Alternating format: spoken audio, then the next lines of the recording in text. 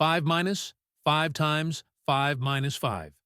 5 minus 5 gives us 0, and 5 minus 5 again is equal to 0. And 0 times 0 gives us 0. If you got this answer, then the marks you get in the exam is also 0. The reason is that there is a fixed set of rules in math called the order of operations, commonly known as PEMDAS in some countries or BODMAS in some other countries, but they mean the same thing.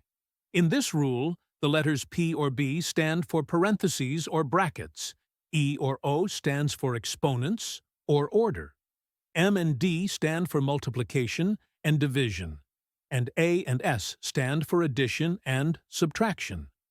First, we have to solve for parentheses, then exponents, then multiplication or division, and finally addition or subtraction. Remember that multiplication and division have equal priority, and we have to work from left to right, and the same applies to addition and subtraction. So here we first do multiplication and then subtraction. 5 times 5 gives us 25. So, we have 5 minus 25 minus 5. 5 minus 25 gives us minus 20. And minus 20 minus 5 gives us minus 25. And this is our final answer to this problem. The correct answer is minus 25.